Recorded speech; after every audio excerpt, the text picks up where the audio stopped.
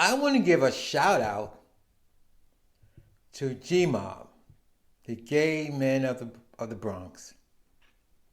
They're no longer in existence, but I remember them. I was a part of them. Happy Pride to all those G.M.O.B members who remembers G.M.O.B.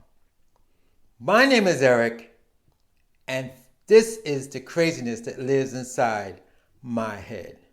Now they got us split, 'cause the Bronx ain't fit for a kid to grow up in. Let's find a place, they say, somewhere far away, with no blacks, no Jews, and no gays. I was 6 years sober, living in the Bronx, going to AA meetings, mostly in Manhattan. And I went to a lot of gay AA meetings at the Gay and Lesbian Center down on 13th Street and 7th Avenue.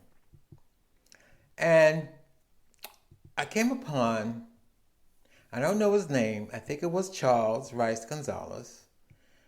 They were having like a little meeting or something, like a promotional thing at the center, and they were promoting G.M.O.B, Gay Men of the Bronx.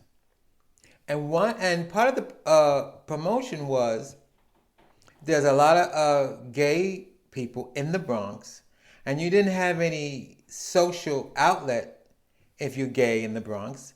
You always have to come to Manhattan. And that was the story about a lot of places, Queens, Brooklyn.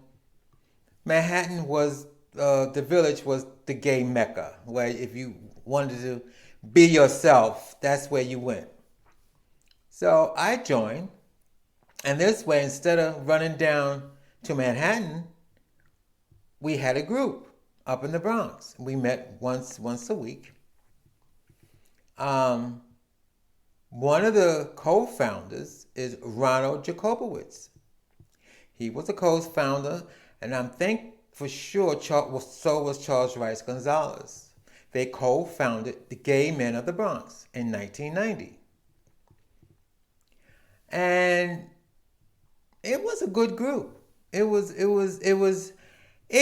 a time in the gay community when gay men, and I guess in gay women, because of HIV and AIDS, this is my opinion, because of HIV and AIDS, everybody wants to connect.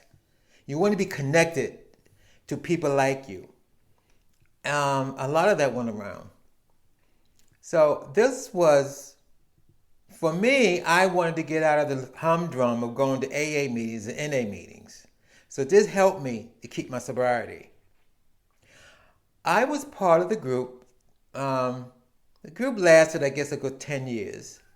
I was part of the group, and we had bar nights.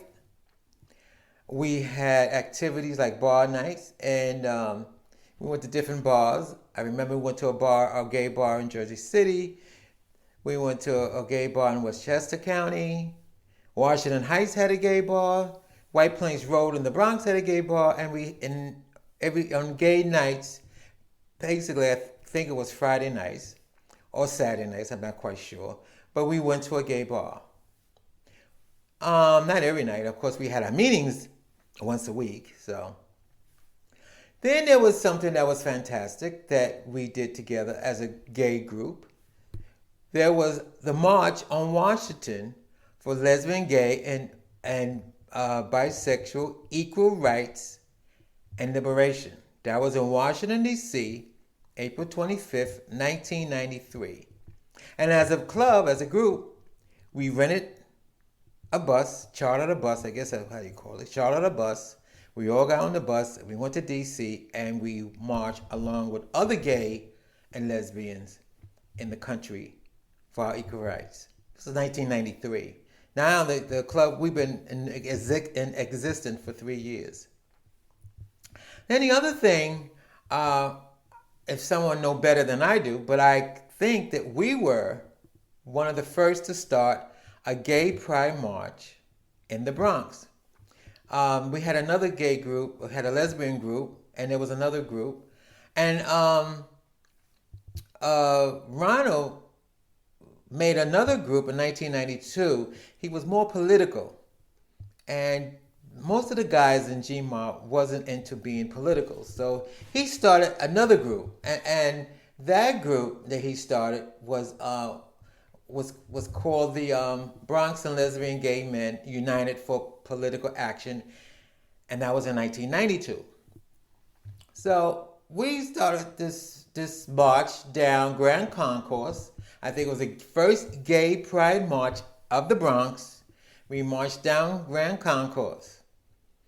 That we were part of that. That was Gay Men of the Bronx. We was part of that. And that was, don't ask me what year that is. I'm getting old. Don't ask me what year that is. But I'm quite sure it had to be like 95, something like that. Then we started another thing once a year. We started a night called Night of 12 Gowns. It started in 1997. It was created out of I forgot the name of the group that was doing in Manhattan, the Night of 12 Gowns, the Night of 1,000 Gowns. So we had the Night of 12 Gowns once a year. It started in 1997. And yes, it was a drag show. And yes, I did dress up as drag. Once a year wasn't bad, dressing up as in drag. I couldn't do it every day. I couldn't do it once a week either. I wasn't shaving my legs every day and putting on makeup. That's a lot of work. Anyway, we had that in 1997. Then we all know the last Night of 12 Gowns we had was 2001. We had that in the summer of 2001.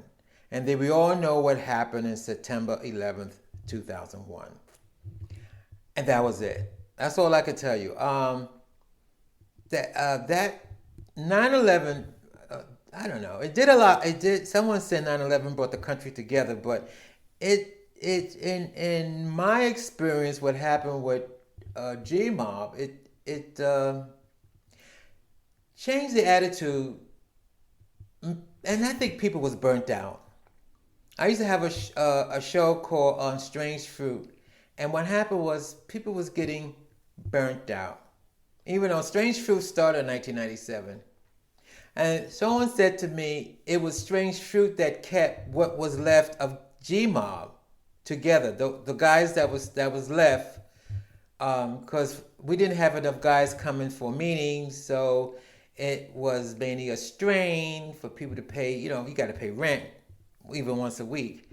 So I had Strange Fruit, and Strange Fruit was on cable TV, BronxNet, and it was made up of those guys who left from G.M.O.B. And that ended in 2007. And that everybody was definitely burnt out. So I want to say happy Pride to all those who's left of G.M.O.B. and happy Pride to my fans. I mean, I'm still here. My name is Eric, and you just heard the craziness of that. It lives in my brain, my head. Oh no. Now they got